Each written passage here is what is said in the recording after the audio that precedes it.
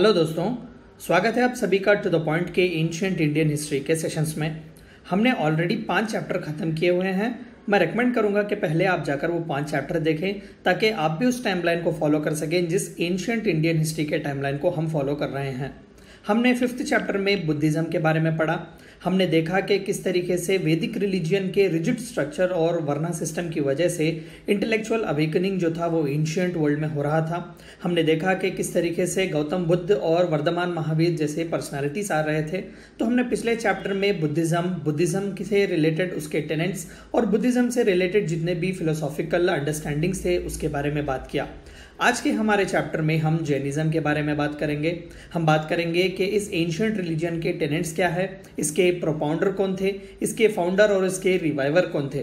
तो आइए आज के इस चैप्टर में जानते हैं जैनिज्म और उससे रिलेटेड सभी बातों को। आइए शुरू करते हैं। तो आइए जैनिज्म को समझने की कोशिश करते हैं। Let us try to understand Jainism. तो उसकी फिलॉसफी क्या है?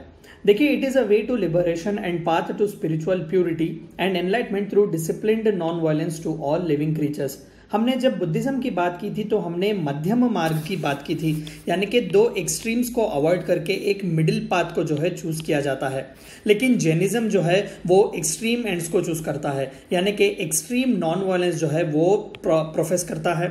यानी कि इसमें इसकी फिलॉसफी ये तो है कि लिबरेशन आपको पाना है, आपको मोक्ष या फिर आपको जो है साल्वेशन पानी है, लेकिन उस साल्वेशन को पाने के लिए आपको एक एक्सट्रीम पाथ का इस्तेमाल करना बहुत ही ज़रूरी है। यानी कि एक्सट्रीम नॉन वायलेंस जो है वो एक डिसिप्लिन्ड तरीके से वो देता है Jainism.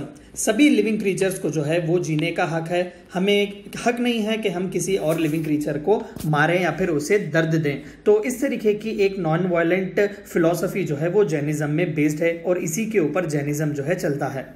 Jains trace their spiritual ideas and history through a succession of 24 leaders or tirthankaras, with the first being ऋषभनाथा। तो हम में से कई लोगों में एक मिसनॉमर है या फिर गलत अंडरस्टैंडिंग है कि वर्धमान महावीरा जो हैं वो फाउंडर हैं जैनिज्म के। जी बिल्कुल नहीं। जैनिज्म जो है अपना लीनियज ट्रेस करता है 24 तीर्थंकरस, यानी कि उनके 24 जो है वो धर्मगुरु हैं। 24 धर्मगुरुओं में से महावीर, वर्धमान महावीर जो हैं वो सबसे आखिरी थे। जस्ट लाइक जब हम इस्लाम की बात करते हैं तो प्रॉफिट मोहम्मद को मुस्लिम्स जो है वो सबसे आखिरी प्रॉफिट मानते हैं, यानी कि मुस्लिम्स जो है वो प्रॉफिट मोहम्मद को इस्लाम का फाउंडर नहीं, इस्लाम का रिवाइवर मानते हैं। तो इसी तरीके से जैनिज्म भी जो है महावीर जो थे वो रिवाइवर थे, वो फाउंडर नहीं थे। हम इसके बारे में आगे के स्लाइड्स में बात करेंगे। तो फिलहाल के लिए 24 तीर्थंकरास हैं या फिर 24 रिलीजियस लीडर्स हैं जिनके लीनियज को जैन्स जो है वो ट्रेस करते हैं। और सबसे पहले थे ऋषभनाथा, जिन्हें आदि गुरु भी कहा जाता है। The 23rd Tirthankara Parshvanatha in 900 BCE and the 24th Tirthankara the Mahavira was around 500 BCE। यानी कि तकरीबन 400-500 साल का जो है वो फर्क है 23rd तीर्थंकरा पार्श्वनाथा और महावीरा द 24th तीर्थंकरा के बीच। Jainism came into prominence in 6th century BC when Lord Mahavira propagated the religion। तो आप देख सकते हैं कि ऑलरेडी जैनिज्म जो था वो एग्जिस्टेंट था, तो महावीरा जो थे वो रिवाइव करने वाले थे। वो बुद्धिज्म के यानी कि गौतम बुद्धा के कंटेम्पररी थे। तो 6th century BCE में जो है हमने देखा कि किस तरीके से इंटेलेक्चुअल अवेकनिंग हो रहा था। तो इसी टाइम फ्रेम में गौतम बुद्धा और वर्धमान महावीरा जो थे अपने कॉन्सेप्ट्स दे रहे थे दुनिया को। तो वर्धमान महावीरा जो थे वो जैनिज्म के रिवाइवर थे। Rebirth of Jainism. तो जिस तरीके से अभी हमने देखा कि जैनिज्म को जो है वो 24 धर्मगुरुओं से लीनियज में ट्रेस किया जाता है और आखिरी जो थे वो वर्धमान महावीरा थे जिन्होंने जैनिज्म को एक नया रीबर्थ दिया। तो आइए जानते हैं कि वो कौन सी वजह थी कि जैनिज्म को फिर से रीबर्थ होना पड़ा। Rigid and Orthodox procedures of वैदिक रिलीजियन, जो कि हमने देखा कि 5th और 6th सेंचुरी BCE में जो था वो लेटर वैदिक एज ज़्यादातर चल रहा था। वर्ना सिस्टम जो था वो बहुत रिजिड हो चुका था और ब्राह्मण्स का भी डोमिनेंस हद से ज़्यादा हो रहा था। लोग जो थे वो स्पिरिचुअल राह को छोड़ वो सैक्रिफाइसेस और यज्ञ जैसे ज़्यादातर एक फिजिकल एट्रीब्यूट्स पर वो इंपॉर्टेंस देते थे। तो इस रिजिड ऑर्थोडॉक्स और वैदिक रिलीजियन से हटकर जो थे वो इंटेलेक्चुअल्स आगे बढ़ना चाहते थे। तो यही one of the most main important reason था बुद्धिज्म और जैनिज्म के बर्थ का। सोल डोमिनेंस ऑफ ब्राह्मण्स, हमने देखा कि वर्णा में 4 वर्णास तो थे, क्षत्रिय, वैश्य, शूद्र, लेकिन इन सभी को डोमिनेट करने वाले ब्राह्मण्स थे। तो ब्राह्मण्स की डोमिनेशन इन क्षत्रियास, वैश्यास और शूद्रस को पसंद नहीं होती थी। अगर हम थोड़ी बहुत माइन्यूट डिटेलिंग की बात करें तो वर्धमान महावीर और गौतम बुद्ध भी जो थे वो क्षत्रिय क्लैन से थे। हमने देखा कि किस तरीके से सक्य मुनि कहा जाता था गौतम बुद्ध को, क्योंकि वो सक्या क्लैन से थे, वो भी एक रूलिंग क्लास से थे। और वर्धमान महावीर जो थे वो भी एक रॉयल फैमिली से आते हैं। हम आगे के स्लाइड में इसके बारे में बात करेंगे। तो वो दोनों भी क्षत्रिय क्लैन से थे, तो इसलिए उन्हें ब्राह्मण की डोमिनेशन पसंद नहीं थी। वर्ना सिस्टम, बिल्कुल इंसानों को 4 अलग अलग ग्रुप्स में बांटना, एक सोशल हायरार्की बनाना, ये भी जो था वो सही नहीं था। Spread of new agricultural economy in north eastern India due to use of iron tools, हमने देखा कि 800 BCE में आयरन फाउंड आउट किया गया था, डिस्कवर किया गया था। तो इससे जो था वो इंसान उस जमाने का वो सेटल्ड एग्रीकल्चरल लाइफ को पसंद कर रहा था। तो ज्यादातर जो था एग्रीकल्चर बढ़ रहा था, तो जाहिर सी बात है कि इकोनॉमी भी बढ़ रही थी। तो ये कहना सही होगा कि जैनिज्म और बुद्धिज्म जैसे रिलीजियंस जो थे वो ज्यादातर ट्रेडर्स को पसंद आते थे, और खासकर जैनिज्म तो ट्रेडर्स को बहुत पसंद आता था। Rise of Kshatriya against Brahmans, अभी हमने इसके बारे में बात की, हम आगे के स्लाइड्स में भी इसके बारे में बात करेंगे। तो इससे एक बात तो क्लैरिफाई थी कि विद इन वर्ना सिस्टम ये 4 वर्णास में से एक वर्णा के खिलाफ जो था वो डोमिनेंस का चार्ज लगाया जाता था बाकी के 3 वर्णा से। So these were few of the reason why Jainism took a rebirth. Vardhaman Mahavir, आइए सबसे इंपॉर्टेंट जो रीबर्थ देने वाले थे जैनिज्म को, वर्धमान महावीरा, उनके बारे में बात करते हैं। He was the 24th tirthankara, ये सबसे आखिरी तीर्थंकरा थे। Born in 540 BC in village called Kundagrama near Vaishali, जो कि आज के बिहार में है। He belong to Jnatrika clan Magadha kingdom, देखिए रॉयल फैमिली के थे, एक क्षत्रिय भी थे। तो इस तरीके से हमने पिछले स्लाइड में बात किया कि एक ब्राह्मण डोमिनेंस के लिए जो है वो आवाज उठाई जा रही थी। तो ये जो थे वो एक ज्ञात्रिका क्लैन जिसे कहते हैं, मगधा किंगडम का जो एक हिस्सा था, ये उसके पार्ट थे। दरअसल ये एक रॉयल फैमिली के मेंबर थे। At the age of 30 years he renounced his home and became an ascetic, यानी कि 30 साल की उम्र में जो थे इन्होंने संन्यास लिया। इनकी शादी भी हो चुकी थी, इनके बच्चे भी थे। तो after the age of 30 years जो है इन्होंने अपने होम को जो है, घर को छोड़ दिया और एक सन्यासी की जिंदगी इन्होंने प्रैक्टिस कर ली। He practiced austerity for 12 years and attained the highest spiritual knowledge called Kaivalya, that is conquered misery and happiness at the age of 42 years. तो लगभग 12 साल के सन्यासी के जीवन जीने के बाद at the age of 40 year जो है उन्हें एनलाइटमेंट होता है, वो मिजरी और हैप्पीनेस पर जो है कॉन्क्वर कर देते हैं। He passed away at the age of 72 in 468 BC at Pawapuri in Bihar, तो पावापुरी में जो है ही पास्ड अवे, वो भी जो है आज के बिहार में है। 5 डॉक्ट्रिन्स ऑफ जैनिज्म, तो आइए जानते हैं कि जैनिज्म के वो 5 डॉक्ट्रिन कौन से हैं। हमने बुद्धिज्म में भी देखा था, अष्टांग मार्ग देखा था, हमने 4 नोबल ट्रूथ्स देखा था। तो इसी तरीके से जैनिज्म में भी जो है वो 5 डॉक्ट्रिन्स दिए जाते हैं। सबसे पहला ahimsa, non injury to living being, यानी कि एक इंसान या फिर एक जीव किसी दूसरे जीव को हानि नहीं पहुंचा सकता। सत्य यानी कि सच्चाई, truth, do not speak a lie, आप झूठ बात नहीं कर सकते। आस्थेय, डू नॉट स्टील, यानी कि आप चोरी भी नहीं कर सकते। अपरिग्रह, डू नॉट अक्वायर प्रॉपर्टी, यानी कि आप जो है किसी भी तरीके का वेल्थ और प्रॉपर्टी जो है वो अक्वायर नहीं कर सकते। ये 4 जो है ये 23 तीर्थंकरास जो है वो दिए गए थे, यानी कि जब हमने पार्श्वनाथा की बात की थी, आप पिक्चर देख सकते हैं, ये पार्श्वनाथा की आइडल है। तो 23rd तीर्थंकरा जो थे पार्श्वनाथा, इन्होंने ये 4 दिए हुए थे, ये 4 डॉक्ट्रिन्स दिए हुए थे।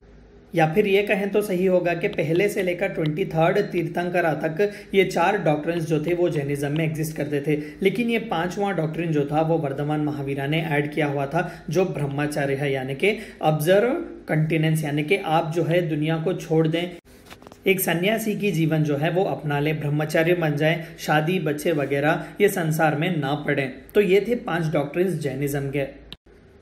टेनेट्स ऑफ जैनिज्म, तो आइए इस जैनिज्म रिलीजन के चंद टेनेट्स के बारे में बात करते हैं। Jainism believes in transmigration of the soul and the theory of karma, यानी कि रीबर्थ का एक कॉन्सेप्ट है। उनमें मानना है कि एक प्राणी या एक जीवी जो है वो 7 बार पैदा होता है, यानी कि 7 जन्म उसके होते हैं, वो एक साइकिल में होता है। तो in order to break this cycle आपको जो है मोक्ष पाना बहुत ज़रूरी है।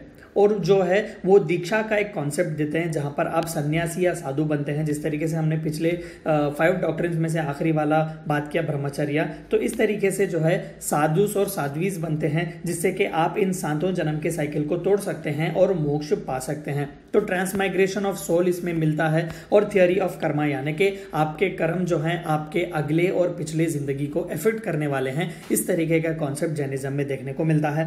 According to Mahavira, a person is born in higher or lower varna as the consequences of the sins or the virtues in previous birth। एक इंपॉर्टेंट पॉइंट जो आपको यहाँ पर जानना है वो ये है कि आउटराइटली वर्ना सिस्टम को जैनिज्म जो है वो फेंक नहीं देता या फिर दूर नहीं कर देता। जिस तरीके से बुद्धिज्म में हमने देखा कि वर्ना सिस्टम को आउटराइटली कंडेम किया गया, जैनिज्म में जो है आउटराइटली वर्ना सिस्टम को कंडेम नहीं किया जाता, क्योंकि महावीरा जो थे वो ये बिलीव करते थे कि इस बर्थ में जो आपको दुख या फिर सुख मिल रहे हैं it is because of your karma in your previous birth. Is one of the main reasons, क्योंकि यहाँ पर ट्रांसमाइग्रेशन ऑफ सोल की बात की जाती है और थियोरी ऑफ कर्मा जो है आपको मिलता है। इसलिए Jainism recognised the existence of god but placed them lower than Jina Mahavira.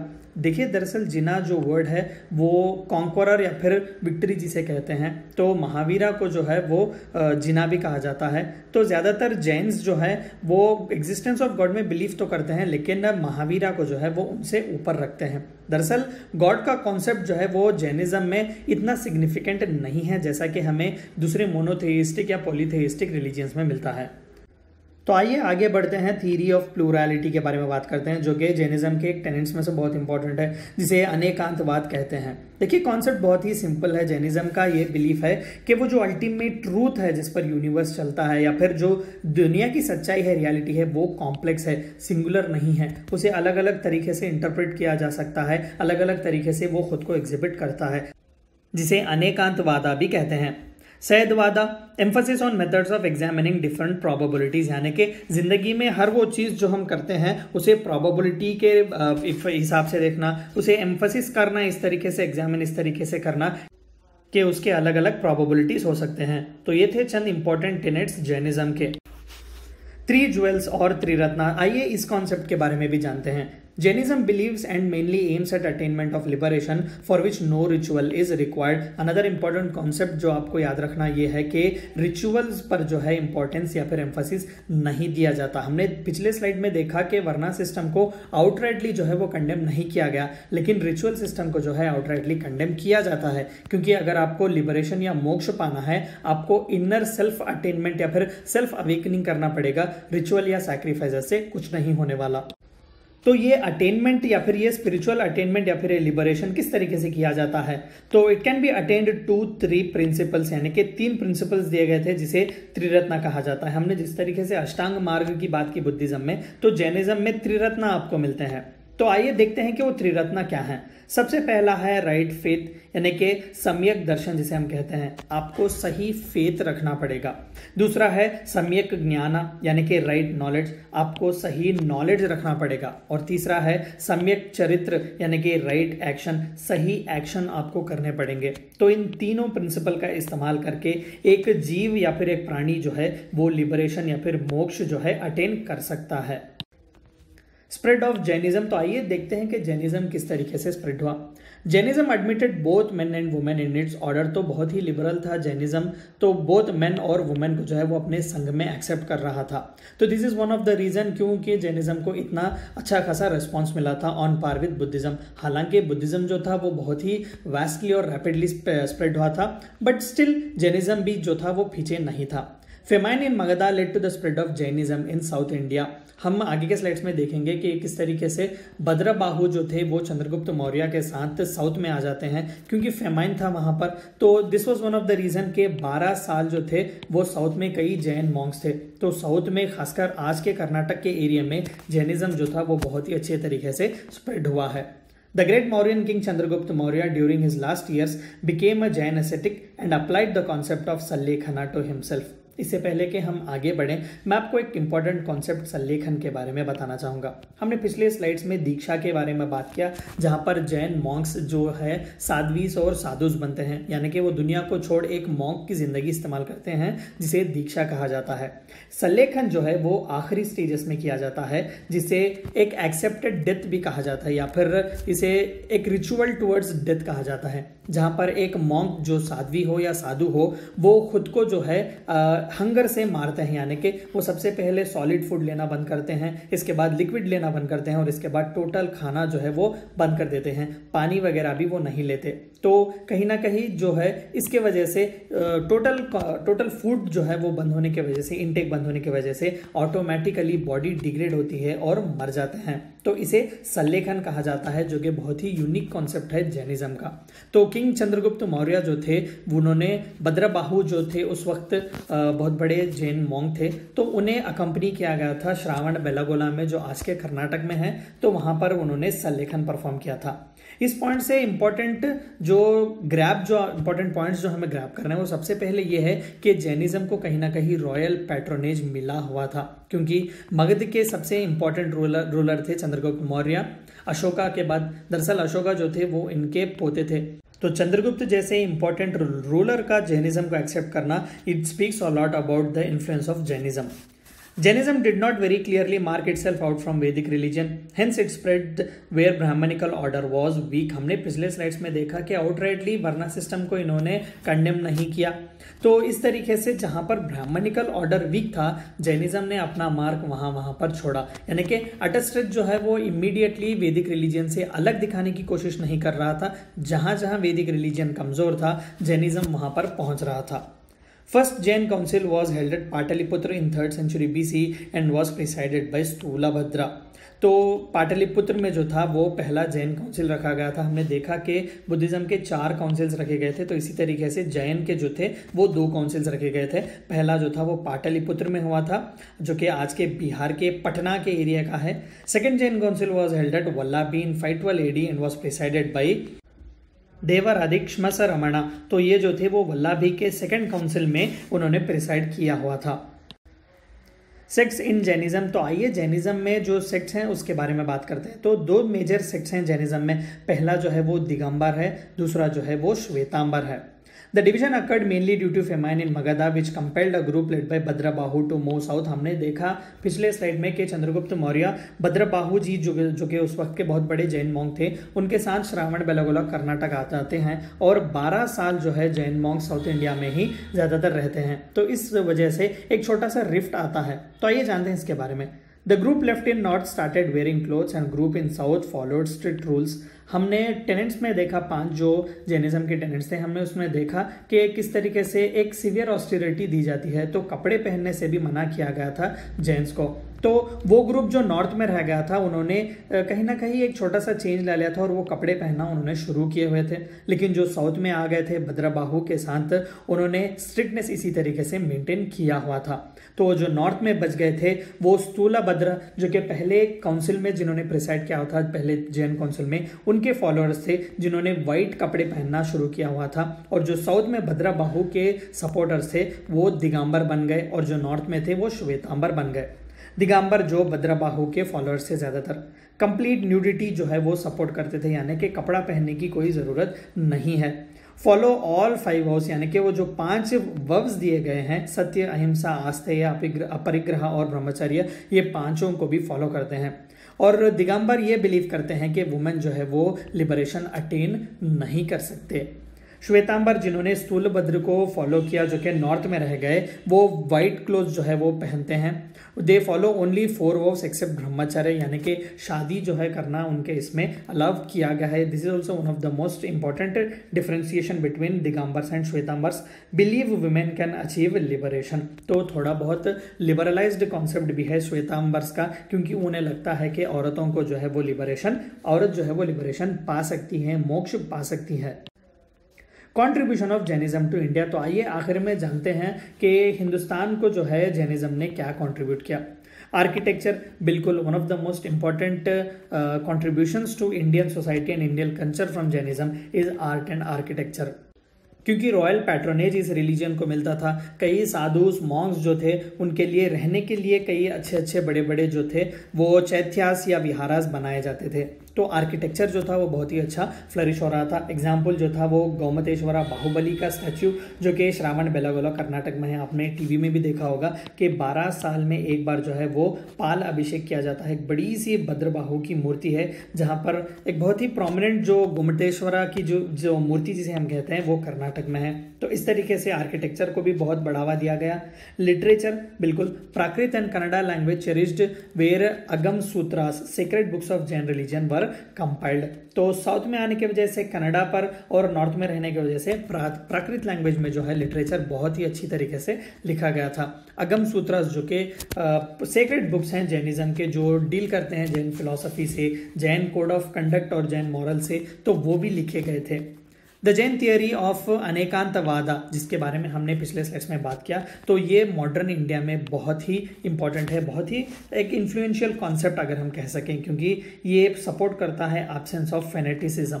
यानी कि फेनेटिज्म के जो है वो ये किसी भी तरीके से सपोर्ट नहीं करता, यानी कि यही रास्ता है या फिर वही मार्ग है, ये नहीं, प्लूरलिटी को जो है वो सपोर्ट करता है। पीसफुल एग्जिस्टेंस, टॉलरेंस और सेक्युलरिज्म जैसे कॉन्सेप्ट्स हमें इससे मिलते हैं। और अदर्स फ्रीडम यानी कि दूसरे की फ्रीडम के बारे में ज़्यादातर सोच दी गई है इस अनेकांतवाद को लेकर। अहिंसा, नो डाउट बुद्धिज्म और जैनिज्म का सबसे बड़ा कंट्रीब्यूशन इंडिया को लेकर अगर कुछ है तो वो नॉन वायलेंस अहिंसा है। आप ये पिक्चर देख सकते हैं जहाँ पर एक कौ है और एक लायन है, और यहाँ पर एक शेर का बच्चा यानी कि लायन का बच्चा जो है वो कौ के स्तन से दूध पी रहा है, और कौ का बच्चा जो है वो लायन के स्तन से दूध पी रहा है। तो इस तरीके का नॉन वायलेंस जो है वो जैनिज्म में देखने को मिलता है। तो ये थी चंद बातें आपको जाननी थी जैनिज्म के बारे में। आई होप कि आपको वीडियो पसंद आया होगा। Thank you for watching my video.